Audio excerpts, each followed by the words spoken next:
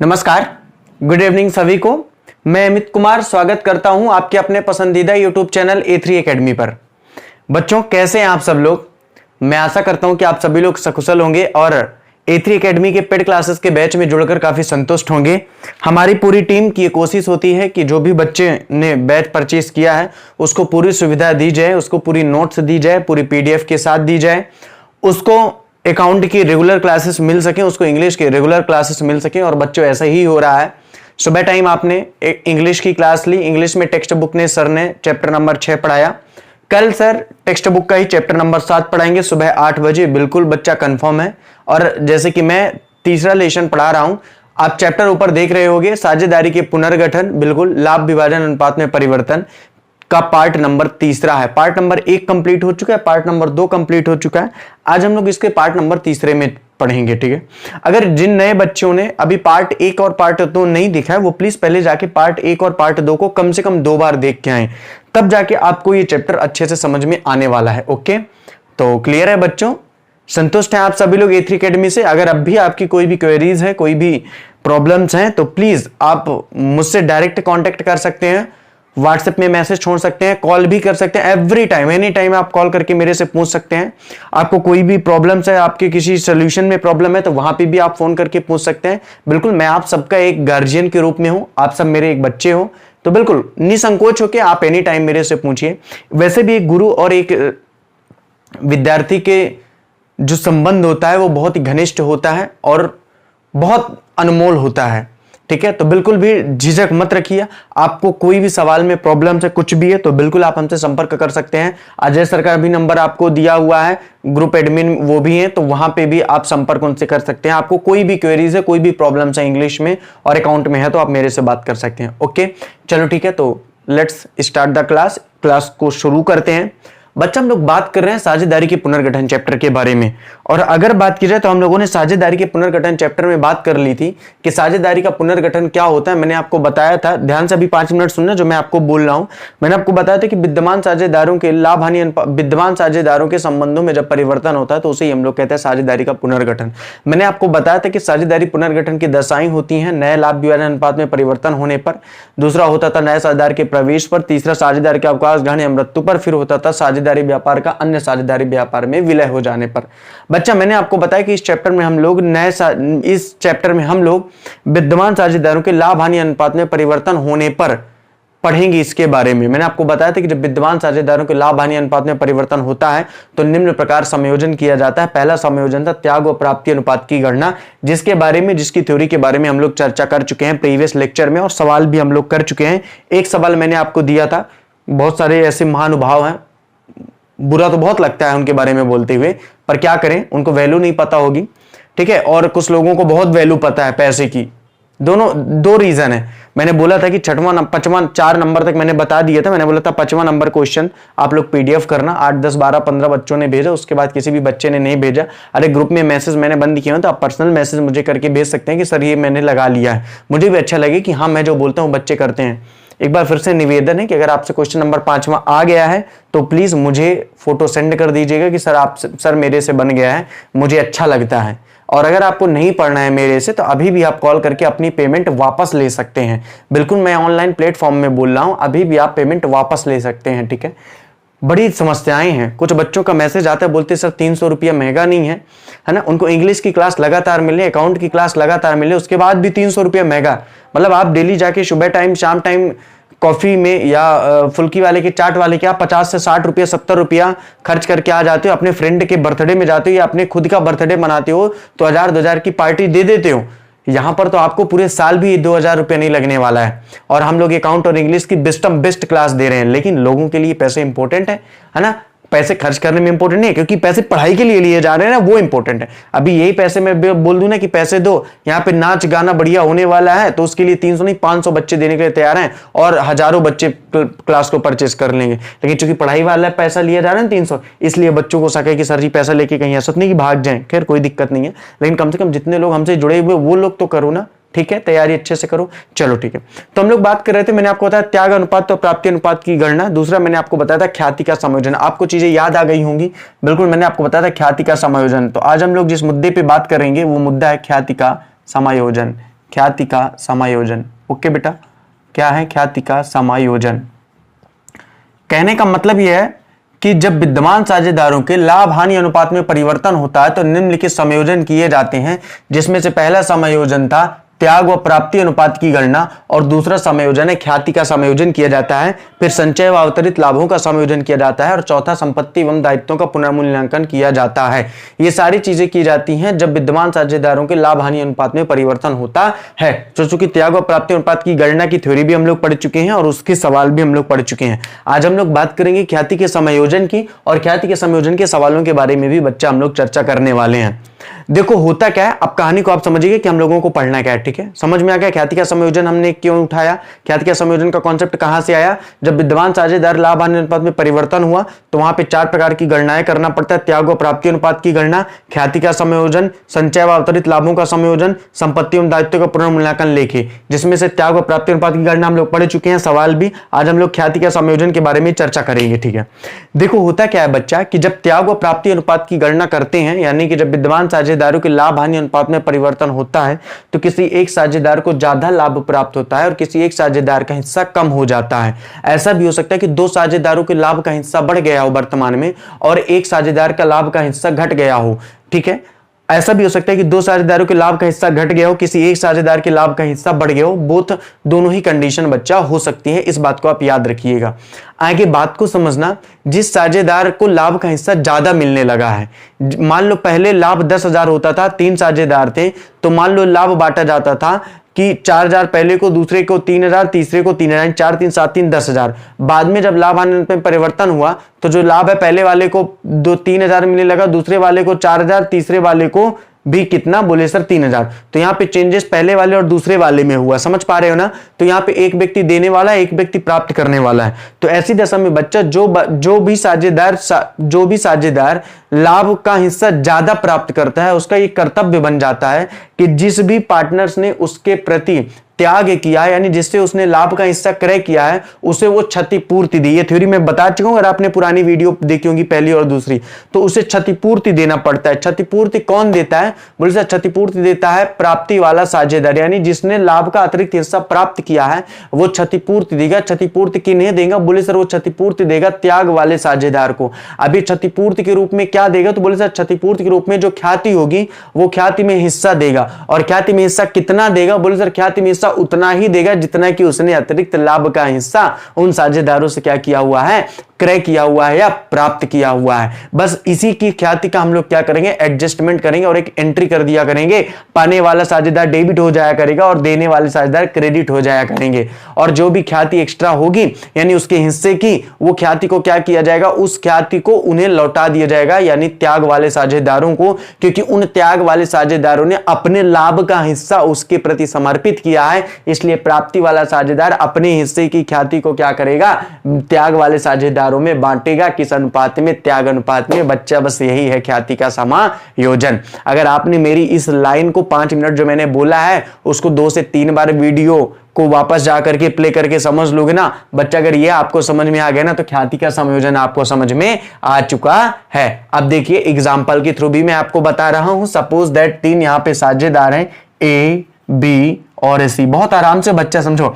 देखो आपको जब मेरे साथ अकाउंट पढ़ना है ना तो अकाउंट रटना नहीं है बच्चा, अकाउंट समझना है। और मैं गारंटी के साथ बोल रहा हूं, अभी तो क्लासेस चल रही है, तीसरा चैप्टर खत्म होगा, चौथा होगा, 5वां, 6वां, 7वां, 8वां, 9वां, 10वां। मैं जब ये सारे चैप्टर अकाउंट के खत्म हो जाएंगे तो 15 दिन के अंदर आपका रिवीजन भी करवा दूंगा और 1 हफ्ते की क्लास में आपको बता दूंगा। वैसे तो मैं आपको 20 मिनट में बता सकता हूं कि आपके एग्जाम के लिए क्या क्या इंपॉर्टेंट है, कौन सा सवाल एग्जाम में आएगा और कौन सी सवाल थ्योरी में आएगी, पूरा A to Z मैं आपको बता सकता हूं। लेकिन अभी मजा नहीं आएगा वो सारी चीजें मैं आपको अगर बता दूंगा तो।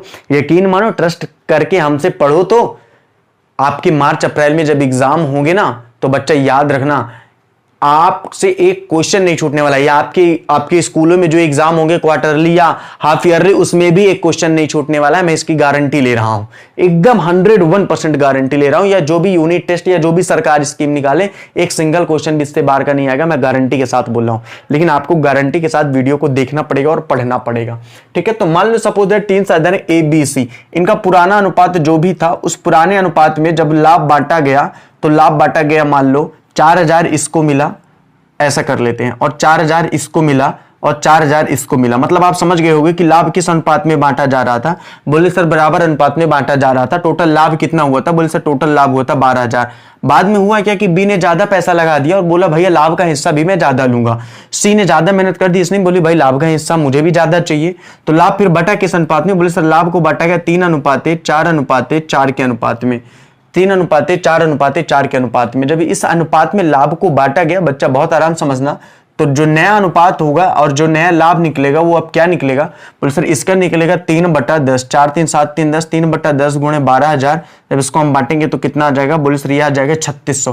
कितना आ जाएगा? बोले सर इसको आ जाएगा 3600। बाद में जब इसका हम निकालेंगे तो इसका निकलेगा 4/10 गुणे 12000। तो इसका कितना आ जाएगा? बोले सर ये निकल आएगा 12 चौक 4800।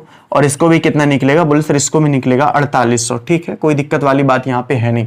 ठीक है, कितना आ गया? बोले सर 12 चौक 4800 और इसको भी कितना आ गया? 12 चौक 4800। अब बच्चा हुआ क्या, बात को समझने का प्रयास करने यहाँ पे। भाई ये 12000 था तो 12 चौक 4800 इसको हो गया, और इसको भी कितना हो गया? बोले सर इसको भी 48000 नहीं, बोले सर 4800 हो गया। ठीक है, अब थोड़ा सा यहाँ पे समझने का प्रयास करिएगा मैं जो आपको बताना चाह रहा हूं। ठीक है, क्योंकि ये लाभ इस अनुपात में बांटा गया। अब यहां से समझ में आ गया कि भाई इसको क्या हुआ? त्याग हुआ। बाकी साझेदारों को क्या हुआ है? बोले सर लाभ हुआ है। बाकी साझेदारों को क्या हुआ है? लाभ हुआ है। ठीक है, और इस साझेदार ने क्या किया? त्याग किया है। अब ये लाभ हानि थोड़ा सा कम ज्यादा हो सकता है क्योंकि ये परफेक्ट अनुपात तो है नहीं, ये आप समझ सकते हो। अच्छा, एक सिंपल वे तरीके से मैं और लेके आपको बता रहा हूं, तो वो तरीका थोड़ा सा आपको ज्यादा सही लगेगा। ये तरीके से आप कंफ्यूजन में आ जाओगे मैं क्या समझा रहा हूं, ख्याति का समायोजन। ठीक है, सिंपल सा ही कॉन्सेप्ट ले लो तो आपको क्लियर समझ में आ जाए। जैसे मान लो सपोज दैट कि ए बी सी साझेदार हैं, पहले इसको लाभ 4000 मिलता था, इसको लाभ 4000 मिलता। उस कॉन्सेप्ट को आप भूल जाइए प्लीज थोड़ी देर के लिए। इसको मिलता है 4000। ठीक है, 4000 4000 और 4000 मिलता है। क्लियर है? यहाँ पे बात को समझो। अब देखो मान लो नया लाभ विभाजन अनुपात हुआ जिसमें इसको मिला 2000, इसको मिला 5000 और इसको मिला 5000। क्लियर है? यहाँ पे ये बातें क्लियर है।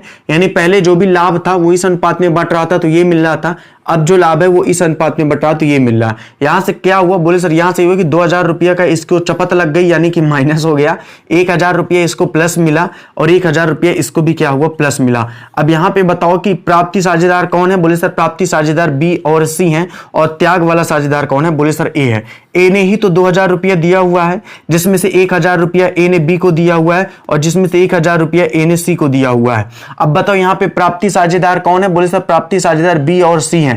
इन बी और सी साझेदारों का ये कर्तव्य होगा कि वो क्या देंगे? बोले सर क्षतिपूर्ति देंगे। क्या देंगे? क्षतिपूर्ति। किसे? बोले सर ए को। ये क्षतिपूर्ति किस रूप में दी जाएगी? बोले सर इनकी जो ख्याति होगी, मान लो इनकी ख्याति है 10,000 और 5,000, जो भी इनकी ख्याति है, इस ख्याति में का वह लाभ का हिस्सा जितना उन्होंने क्रय किया हुआ यानी 1,000 तो 1,000 रुपया ए को कौन देगा? बी देगा, और 1,000 रुपया कौन देगा? सी देगा। बस यही बात मैं आपको पिछले 5 मिनट में थ्योरी में बताया था। मैंने आपको बताया था, क्या बताया था? मैंने आपको बताया था कि जिस, ध्यान से सुनना, मैंने आपको बताया था कि जिस साझेदार ने लाभ का अतिरिक्त हिस्सा लिया है और जिस साझेदार से लिया है लाभ का अतिरिक्त हिस्सा, उस साझेदार को क्षतिपूर्ति देना पड़ेगा ख्याति के रूप में, और क्षतिपूर्ति की उतनी ही रकम दी जाएगी जितना कि उसने लाभ का क्या लिया हुआ? हिस्सा लिया हुआ है, जितना कि लाभ का उसने क्या लिया हुआ? हिस्सा। तो ये सारा एग्जाम्पल आपको समझने के लिए केवल उस लाइन को समझना था। अब आप समझ चुके होंगे। अब ये सारी बातों को आप इकट्ठा मैच करो और फिर एक बार मैं थ्योरी को बता रहा हूं तो आपको समझ में आ जाएगा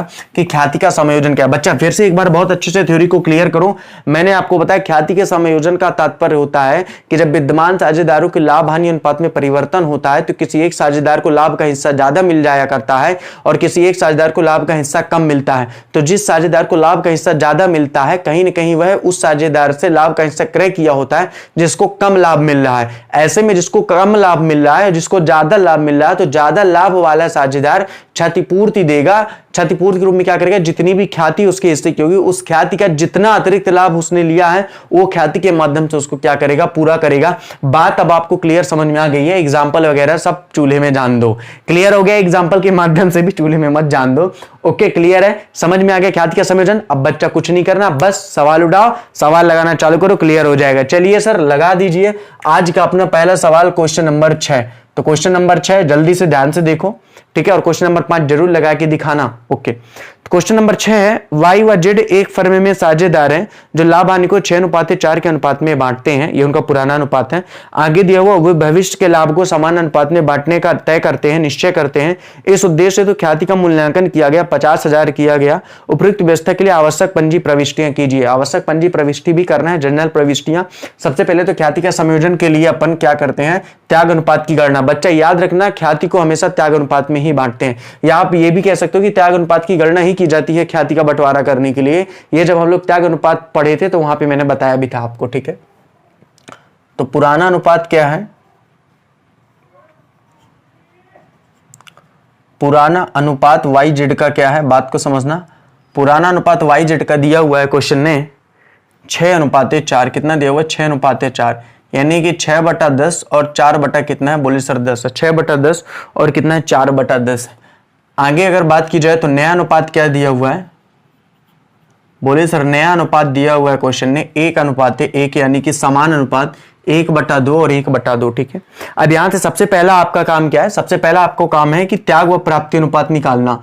तो y का क्या है अभी हमें पता नहीं है, तो यहां पे करो 6/10 पुराना अनुपात माइनस नया अनुपात 1/2।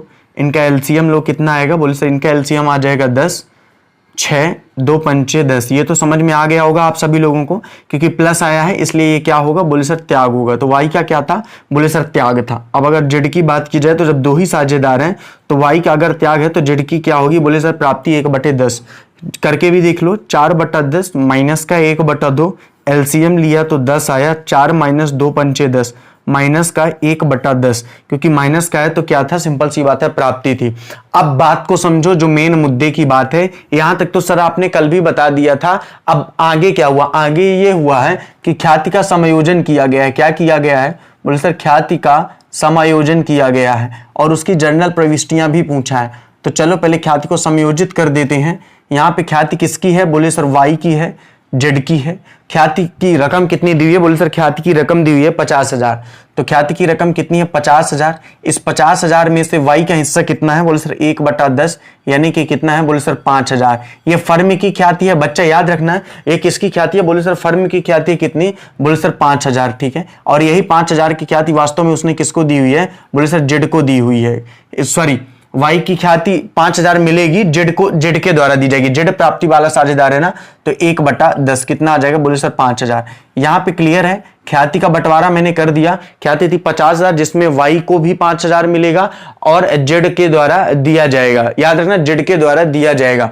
क्यों, क्योंकि जेड की ही जो ख्याति है वही ख्याति तो वाई को मिलेगी। जेड की ख्याति कितनी थी, 5,000 थी, क्योंकि जेड प्राप्ति वाला साझेदार था और यही 5,000 रुपया वाई को उसने क्या किया हुआ है, दिया हुआ है। मैंने अभी आपसे क्या बताया था कि जो साझेदार प्राप्ति करेगा वो उतने, जितना हिस्सा लाभ का प्राप्त करेगा उतने ही हिस्से की ख्याति वो किसे देगा, बोले सर त्याग वाले साझेदार को। तो चूंकि इसने 1/10 हिस्सा प्राप्त किया हुआ है वाई से, 1/10 हिस्सा, इसलिए 1/10 हिस्से की ख्याति वो वाई को क्या करेगा, देगा, ठीक है। और जब देगा तो इसी की अपन को क्या कर देना है, जर्नल एंट्री कर देना है। इसी की अपन को क्या कर लेना है, जर्नल एंट्री कर देना है। बच्चा 1-2 सवाल जैसे ही मैं बताऊंगा तो आपको चीजें क्लियर हो जाएंगी, परेशान होने की बिल्कुल जरूरत नहीं है। यहीं पे कर दूंगा, ज्यादा एक ही एंट्री होगी, बहुत बड़ी नहीं है। इसका आप लोग बना सकते हो, डेट यहां पे लिख लो, ठीक है। यहां पे पार्टिकुलर कर लो, LF, amount DR, amount CR। अब यहां पे देखो पाने वाला साझेदार कौन है, बोले सर जेड। तो यहां पे लिखो ZS कैपिटल अकाउंट। हमेशा पाने वाला ही साझेदार डेबिट होता है, ये सब आपको पता है कि पाने वाला हमेशा डेबिट होता है, देने वाला क्रेडिट होता है। बचपन से आप लोग पढ़ रहे हो 11वीं में। तो ZS capital account DR2 YS capital account, ZS capital account DR2 YS capital account. Narration क्या हो जाएगा, तो इसका नरेशन हो जाएगा बीइंग एडजस्टमेंट गुडविल। नरेशन क्या हो जाएगा, बीइंग एडजस्टमेंट गुडविल। कितना, बोले सर 5,000 इसके हिस्से में लिखना है और 5,000 इसके हिस्से में लिखना है। और यहां पे हमको टोटल कर देना है कितना, बोले सर ये आ जाएगा 5,000 और ये आ जाएगा 5,000। बच्चा आपका पूरा सवाल कंप्लीट हो चुका है। बच्चा आपका पूरा सवाल कंप्लीट हो चुका है। अब आपको कोई भी दिक्कत है तो आप मेरे से पूछ सकते हो, लेकिन आप मेरे से पूछोगे कैसे, मैं आपको बता रहा हूं, एक बार फिर से ध्यान से सवाल को समझो।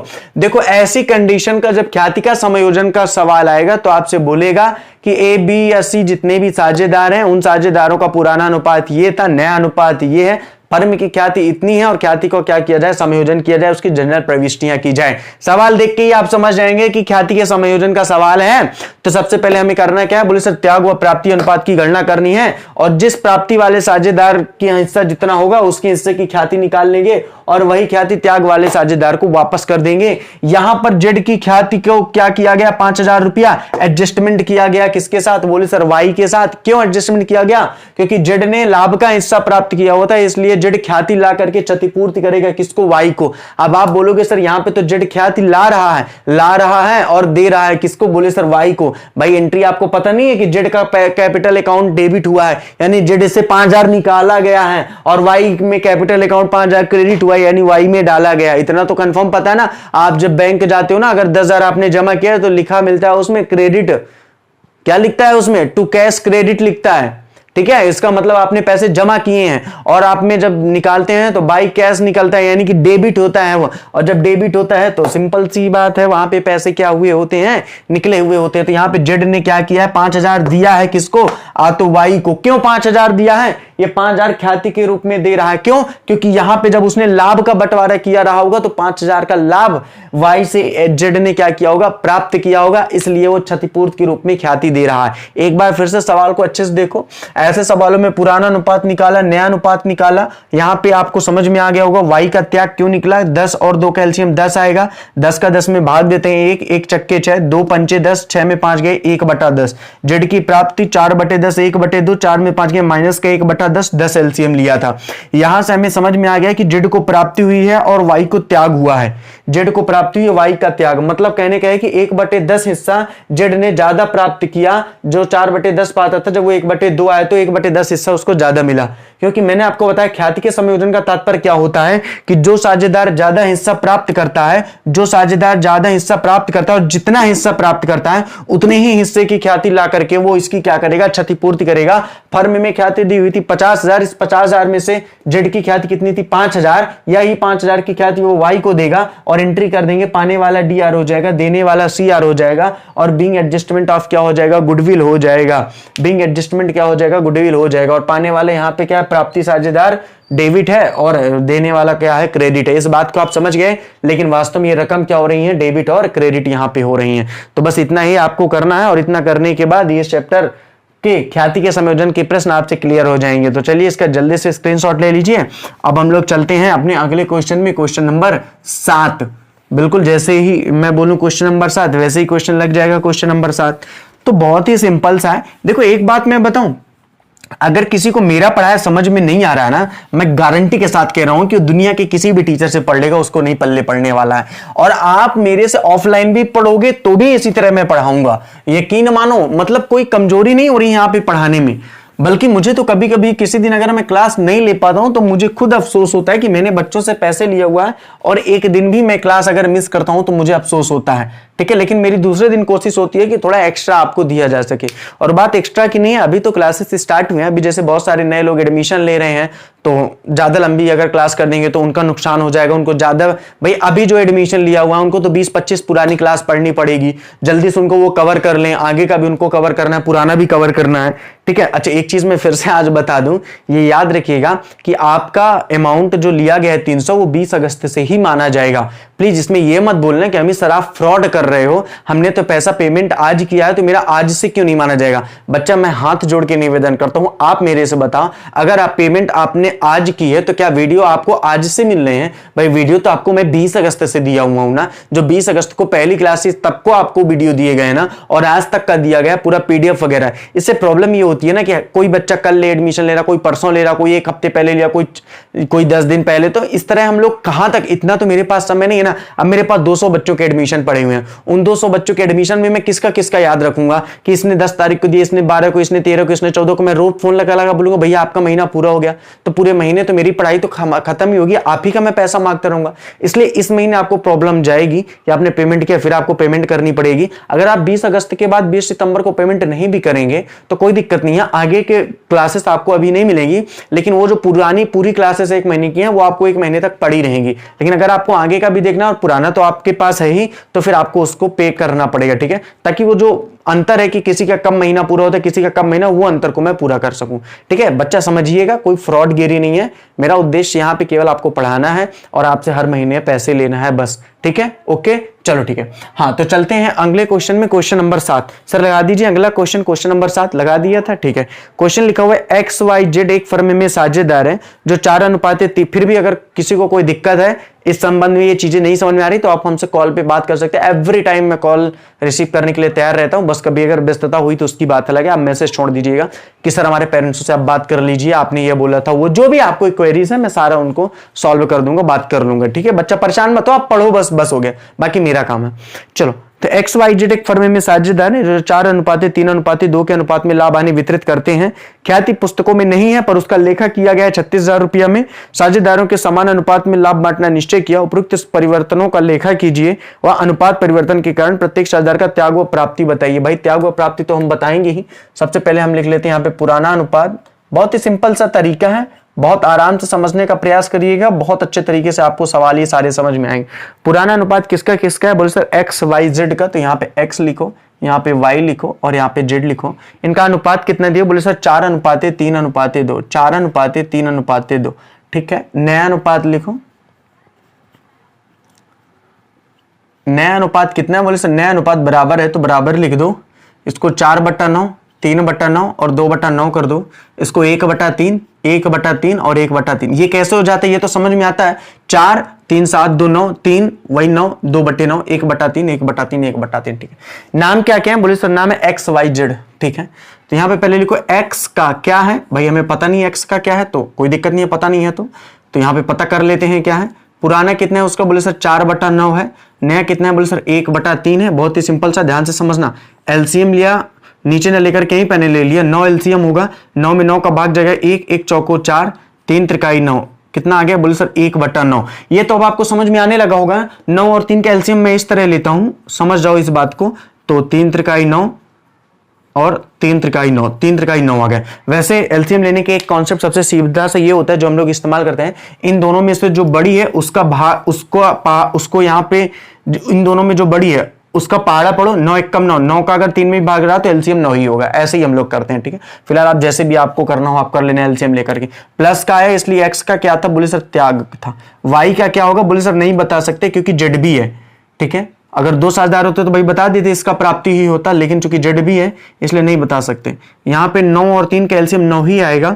9 3 आएगा और 3 त्रिकाई 9, इसका क्या हुआ, कुछ नहीं हुआ, 0 आ गया। 0 का मतलब कुछ वैल्यू नहीं है, तो वाई का ना ही त्याग हुआ है ना ही प्राप्ति हुई है। लेकिन अगर जेड की बात की जाए तो कंफर्म है कि जेड की अब क्या होगी, बोले प्राप्ति।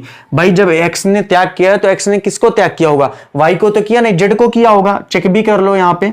तो 2/9 माइनस का 1/3, एलसीएम लिया तो 9 आया, 2 आया और 3 त्रिकाई 9, माइनस का 1/9, और चूंकि माइनस का 1/9 आया इसलिए क्या हो गया, प्राप्ति।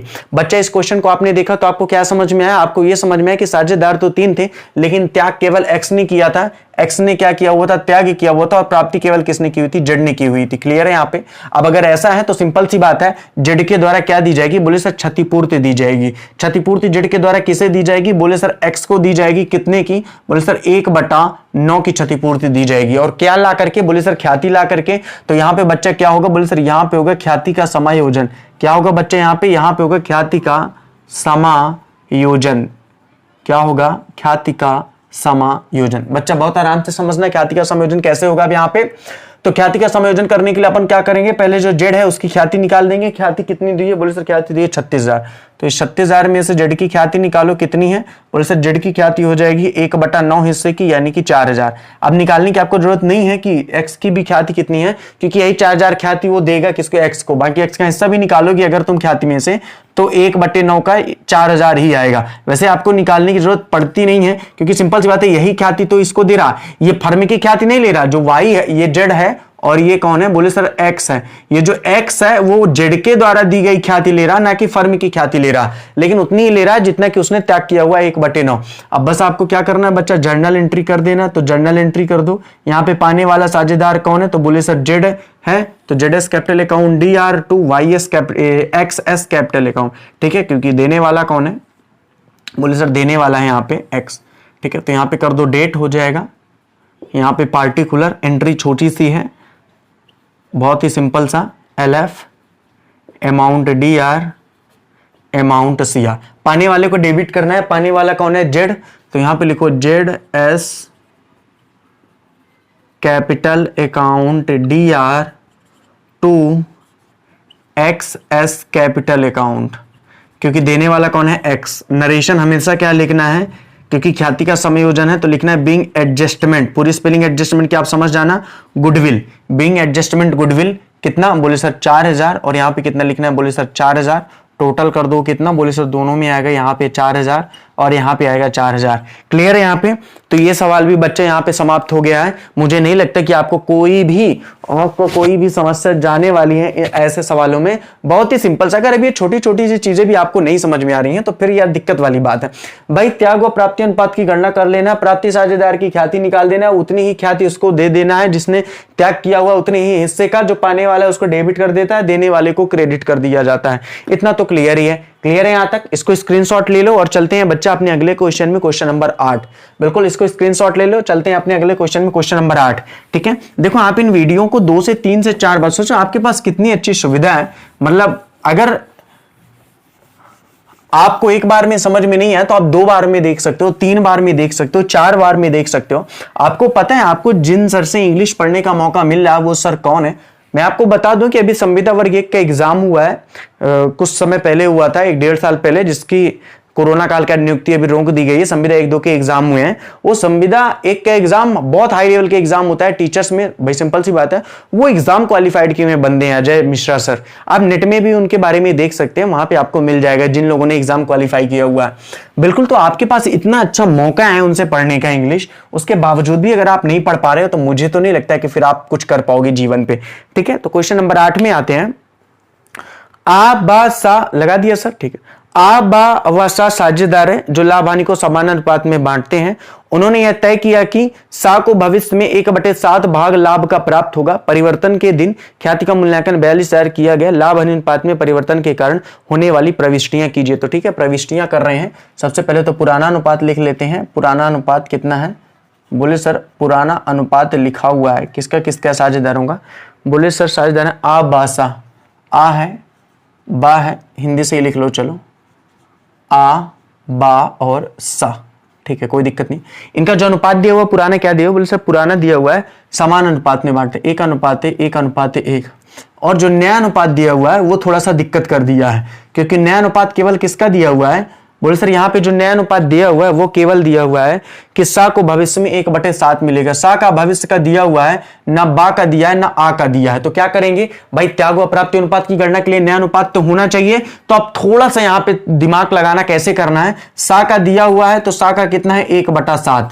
अब सा का अगर 1/7 है तो बचा हुआ कितना रहा होगा? बोले सर कुल अगर 1 रहा होगा तो 1 में से 1/7 अगर सा को रहा होगा तो 6/7। ये 6/7 कहां से आया? 7 यहां पे कुछ नहीं था तो 1 मना 7 और 1 कैल्शियम 7 आया, 1 सत्ते 7 आया, और यहां पे 7 एकम 7 यानी कि 1 आया, और ये कितना हो जाएगा? 6/7, जो मैंने डायरेक्ट लिख दिया। यानी कि 1/7 हिस्सा अगर 1/7 हिस्सा अगर किसको है? बोले सर सा को है, तो इन दोनों को मिलाकर कितना रहा होगा? बोले सर 6/7 रहा होगा। इस बात में तो कोई दिक्कत नहीं है भाई। अगर 1/7 हिस्सा सा को है तो 6/7 ही तो आ और बा को रहा होगा ना, कॉमन सेंस वाली बात है। तो यहां पे आ का नया अनुपात निकाल दो, कैसे आ जाएगा? बोले सर इस 6/7 में से 6/7 में से एक का नया हिस्सा 1 कितना हो जाएगा? 2 हो जाएगा। यानी कि कितना आ जाएगा? बोले सर इसका आ जाएगा 6/14। कितना आ जाएगा? बोले सर इसका आ जाएगा 6/14। ठीक है, अगर बात की जाए बा का नया अनुपात कितना हो जाएगा, तो बोले सर बा का नया अनुपात यहां पे हो जाएगा 6/7 गुणे 1/2, यानी कि 6/14। कितना हो जाने वाला है? 6/14। अब चूंकि एलसीएम बराबर नहीं है तो इसलिए एलसीएम बराबर ले लो, तो 6 कितना आ जाएगा? 2। कितना निकल आएगा? बोले सर ये निकल आएगा 6:2। क्वेश्चन नंबर 8 की हम लोग बात कर रहे हैं, कितना निकल आएगा? बोले सर ये आपका निकल आएगा 6:2 6:2। ठीक है, अब देखो यहाँ पे बात को समझो, आप इसको वहां काट भी सकते हो आगे चलकर, जैसे ये 2 1 कम 2 आ जाएगा, 2/6 और 2/6, तो आप ऐसा भी इसको कर सकते हो, यानी 3:3:1 नया अनुपात निकल गया। अब थोड़ा सा समझ लो, यहाँ पे आप गलती करोगे, यहाँ पे मुझे पता है कि थोड़ा सा लैंग्वेज चेंज कर दिया सवाल ने, इसलिए दिक्कत आ गई। देखिए, अगर नया अनुपात क्वेश्चन सीधे सीधे दिया होता तो सीधे सीधे अपन कर देते, क्योंकि क्वेश्चन ने नया अनुपात नहीं दिया हुआ था। बात को समझो, क्योंकि क्वेश्चन ने नया अनुपात नहीं दिया हुआ था, बोला था कि सा का नया अनुपात है, तो अगर बताओ सा का नया अनुपात 1/7 है, तो आ और बा का शेष रहा होगा, यानी 6/7। तो इस 6/7 में से आ का मैंने दे दिया 1/2, यानी 6/14, बा को भी दे दिया 1/2, यानी कि 6/14। अब यहां पे कितना लिखा है, बोले सर 6/14, 6/14 1/7। भाई ये हमको एलसीएम बराबर करना पड़ेगा ना दोनों के, 6/14 6/14 और 1/7 का एलसीएम लिया 14 आया, तो 6:2 आ गया। चूंकि कट रहा है भाई, 2 1 कम 2, 2/6 और 2/6, 3:1। इंड ऑफ इंड आपको करना क्या था, इंड ऑफ इंड आपको यह करना था कि नया अनुपात निकालना था, और नया अनुपात ऐसे ही निकलेगा। अब देखो ना, आप में से काफी सारे बच्चे मेरे से इसको लिख लेना, नया अनुपात ऐसे निकला। आप में से काफी सारे बच्चे बोलेंगे कि सर ये कॉन्सेप्ट तो थोड़ा सा कठिन है। भाई अगर कठिन है तो भी पढ़ना पड़ेगा, क्योंकि आप दुनिया के किसी भी टीचर से पढ़ोगे तो नया अनुपात की गणना वो इसी माध्यम से करेगा। यहां पे समझ रहे हो, तो ये तो आपको पढ़ना ही पड़ेगा। ठीक है, तो नया अनुपात हमारे पास हम निकाला है कितना, बोले सर 3:1। एक बार फिर से समझो, नया अनुपात हमने कैसे निकाला। हमने बोला कि सा का नया अनुपात 1/7 है। अगर सा का नया अनुपात 1/7 है, तो आ और बा को कितना मिला रहा होगा, बोले सर आ और बा को 6/7 मिला रहा होगा, दोनों को मिला करके। इस 6/7 का 1/2 आ को रहा होगा, और इसी 6/7 का 1/2 बा को, जो कि हमने निकाला 6/14 और 6/14। चूंकि एलसीएम का हर बराबर नहीं था, इसलिए हमने उसका एलसीएम लिया, और एलसीएम करने के बाद 3:1 में हमने उसको विभाजित करके यहां पर लिख दिया हुआ है। बच्चा कुछ भी नहीं किया हुआ है, बस ये कहानी आप इसको समझ लीजिएगा बहुत आसानी पूर्वक तरीके से। ठीक है, ओके। अब आ बा सा का त्यागवा प्राप्ति निकाल देते हैं। तो यहां पे लिखो आ का क्या है, हमें पता नहीं है। पुराना कितना है, बोले सर पुराना है 1/3।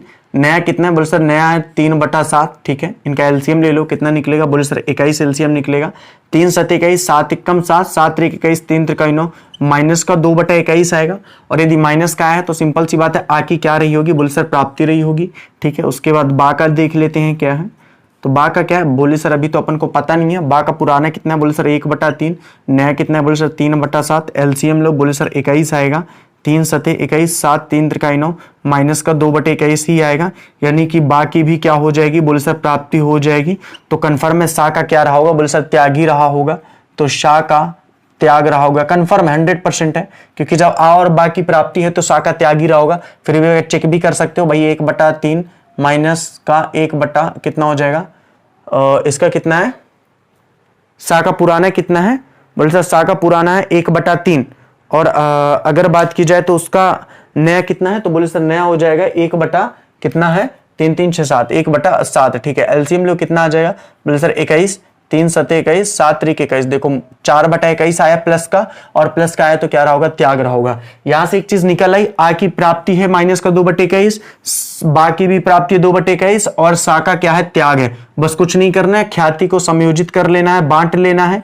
ख्याति फर्म में कितनी दी हुई है, बोले सर ख्याति जो फर्म में दी गई है, वो ख्याति फर्म में दी गई है कितनी, बोले सर 42,000। कितनी दी गई है, 42,000। इस 42,000 की ख्याति में से आ का हिस्सा कितना है, बोले सर आ का हिस्सा 2/21, यानी कि कितना, बोले सर 4,000। कितना है, बोले सर 4,000।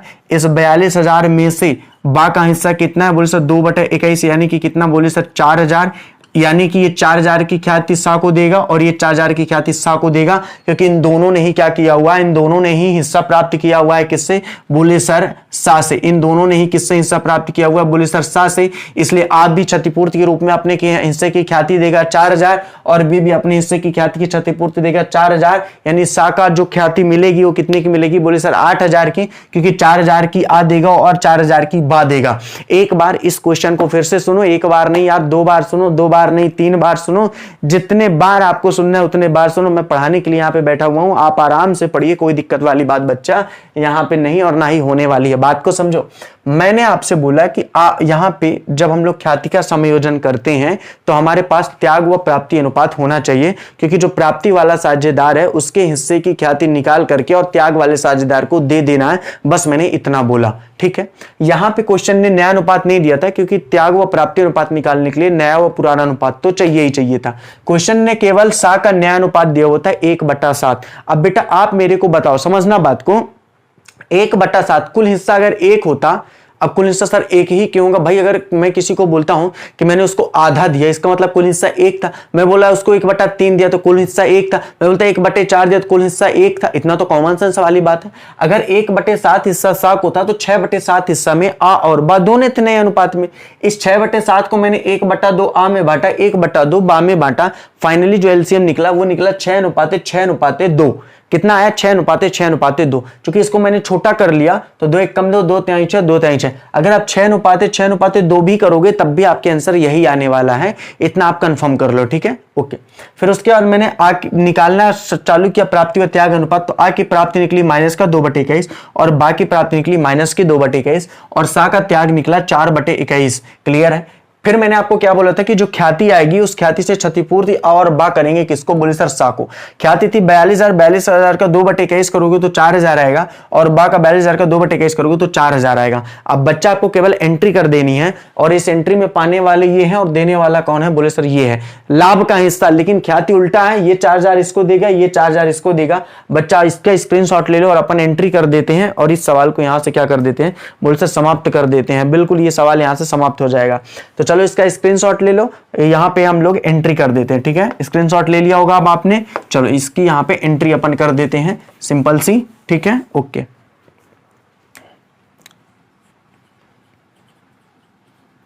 जर्नल एंट्री, ठीक है, ध्यान से देखो।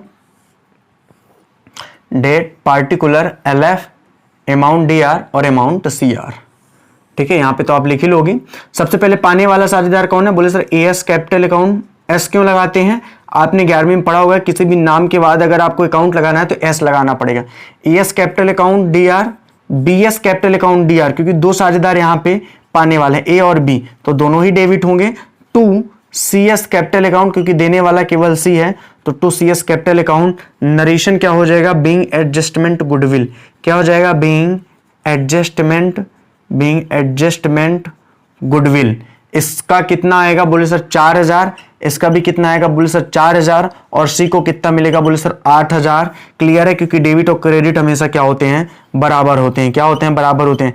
4,000 की इसके में डेबिट हुआ, 4,000 इसके में डेबिट हुआ और 8,000 इसके में क्या हो गया? क्रेडिट हो गया। बच्चा इस सवाल को आप 2-3 बार फिर लगाना, फिर आप मेरे से बोलना कि सर नहीं समझ में आया, तो एक बार फिर से मैं इसको बता दूंगा कल जब हम लोग पढ़ेंगे तो, ठीक है, क्लियर है। अच्छा, क्वेश्चन नंबर 9 आप लोग लगा के दिखाइएगा। आप बोलोगे सर क्वेश्चन नंबर 9 में थोड़ा सा प्रॉब्लम जाएगी। बिल्कुल भी प्रॉब्लम नहीं जाएगी, बात को समझो। इसका आप स्क्रीनशॉट ले लीजिएगा। क्वेश्चन नंबर 9 का जो मेन टॉपिक है उसको मैं आपको यहाँ पे बता दे रहा हूं। बाकी आप लोग क्वेश्चन नंबर 9 लगा लोगे, नहीं बनेगा तो कल फिर बात कर लेंगे 9वें नंबर की। लेकिन जिनका आ जाएगा वो 9वें नंबर को भी भेजेंगे कि सर हमसे आ गया। देखो क्वेश्चन नंबर 9 लगा दीजिए सर। क्वेश्चन नंबर 9 स्क्रीन पे। क्वेश्चन नंबर 9 है कि आप बासा साझेदार हैं जो लाभ हानि को 5:4:1 के अनुपात में बांटते हैं। बच्चा ध्यान से क्वेश्चन को समझना अभी, ठीक है। मैं पूरा क्वेश्चन नहीं बताने वाला हूं। एक क्वेश्चन मैंने आप लोगों के लिए होमवर्क रखा हुआ वो यही है, लेकिन कुछ बातें मैं आपको बता रहा हूं, उसको ध्यान से समझ लेना, ठीक है। पुराना अनुपात दिया हुआ है किसका? बोले सर आ का, बोले सर बा का, बोले सर सा का। पुराना अनुपात कितने दिया? बोले सर 5:4:1, यही है 5:4:1, ठीक है। आगे अगर बात की जाए तो उनका नया अनुपात भी दिया हुआ है। क्या दिया हुआ? बोले सर नया अनुपात भी दिया हुआ है।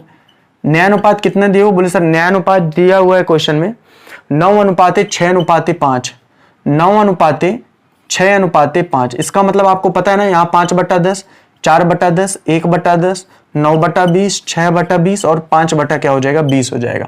अब इसके बाद आपको क्या करना है? बोले सर इसके बाद हमको निकाल लेना है त्याग व प्राप्ति अनुपात की गणना। आपने कर ली त्याग व प्राप्ति अनुपात की गणना, ठीक है। यहां पे पूरे में आपने त्याग व प्राप्ति अनुपात की गणना कर ली। आप निकाल लीजिएगा कि आ का त्याग था या बा का त्याग था या सा का त्याग था। आ की प्राप्ति थी, बा की प्राप्ति या सा की, किनका त्याग किनकी प्राप्ति आप यहां पे निकाल लोगे। फिर आप करोगे ख्याति की गणना, क्योंकि ख्याति का संयोजन करना है आपको, तो ख्याति का संयोजन करने के लिए ख्याति होना जरूरी है। तो इस क्वेश्चन में डायरेक्ट ख्याति नहीं दे दी है, थोड़ा सा घुमा के ख्याति की दे दी है। क्या बोला है कि जो ख्याति है 3 वर्षों के औसत लाभ के आधार पर है। तो क्या दिक्कत है, औसत लाभ तो हमको बनता है। औसत लाभ मतलब क्या होता है, समस्त वर्षों का लाभ का योग बटे वर्षों की संख्या। भाई जो ख्याति दी हुई है वो थोड़ा सा घुमा के दी हुई है। बोलिए जो ख्याति है वो औसत लाभ के बराबर है, 3 वर्षों के औसत लाभ के बराबर है। तो औसत लाभ कितना बोले, 48, 42 और 60 कितनी है बोले सर 48,000, 42,000 और यहां पे कितना बोले सर 60,000। ठीक है, इनको डिवाइड करेंगे 3 से तो कितना आ जाएगा बोले सर, यह आएगा 4 4 8 1 9 6 15, 1,50,000 और 1,50,000 भागे 3 करोगे तो कितना आ जाएगा 50,000। लो यहां पे मैंने आपको निकाल के दे दिया। अभी तक क्वेश्चन में डायरेक्ट ये निकाल के दे देता था बस, इस बार क्वेश्चन ने ये 50,000 निकाल के नहीं दिया। बोला कि जो ख्याति है वो औसत लाभ के आधार पर है। किस पर है बोले, 3 वर्षों के औसत लाभ के आधार पर है। और 3 वर्षों का औसत लाभ कितना निकल आया बोले सर 50,000 निकला, यानी ख्याति कितनी निकल आई 50,000। अब आगे आपको कहानी पता है कि इस 50,000 की ख्याति में से जो प्राप्ति वाला साझेदार होगा, बात को समझो, प्राप्ति वाले साझेदार का हिस्सा यहां से निकाल लेना है और फिर क्या करना है कि वही क्या कर देना है, त्याग साझेदार को दे देना और जर्नल एंट्री कर देना है। एक बार फिर से क्वेश्चन को समझो।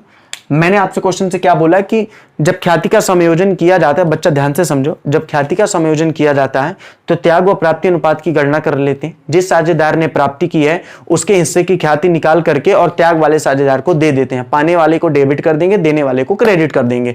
अब बात को समझो, मैंने आपसे क्या बोला, लेकिन पाने वाले को क्या, ख्याति पाने वाले को नहीं, ये हिस्सा पाने वाले को। जैसे यहाँ पे पाने वाला पिछले सवालों में कौन था, ए और बी था, तो ए और बी देंगे अपने हिस्से की ख्याति, किसे बोले सर सी को।